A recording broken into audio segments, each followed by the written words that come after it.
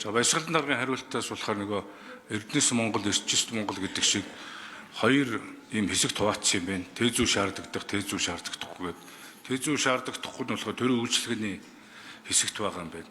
Тэгэхээр яг энэ дээр тийм жагсаалт гарах уу? Ийм төрийн үйлчлэгээний ажилд тэзүү шаардагдахгүй байна гэсэн хуулийн хавсралт юм уу? Эсвэл журмын хавсралт маягаар.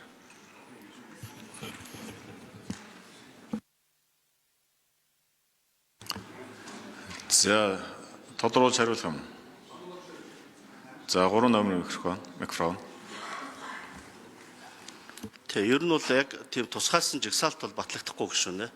А яг энэ хуулийн 15 дугаар зүйлд байгаа түншлэлийн гэрээнийхээ төрлөөс хамаарат төрийн үйлчлэгээний 2-3 төрлөөр одоо түншлэлээр хэрэгжүүлэх хуульчилж өгсөн энэ одоо төслүүдийн хүрээнд л техник эдийн засгийн үндэслэл гэхдээ одоо шил эрүүл мэндийн ч юм уу ямар нэгэн байдлаар хог хаягдлын ч юм уу ямар нэгэн байдлаар төрийн үйлчлэгтэй холбоотой боловсролын ч юм уу одоо энэ үйлчлэгтэйгээ хамааралтайгаар техник эдийн засгийн үндэслэлийг бол зарим төслүүд дээр нь шаардаад явна. А жижиг төслүүд дээр нь бол техник эдийн засгийн үндэслэл шаардахгүй байх ийм үзэл баримталтай байна.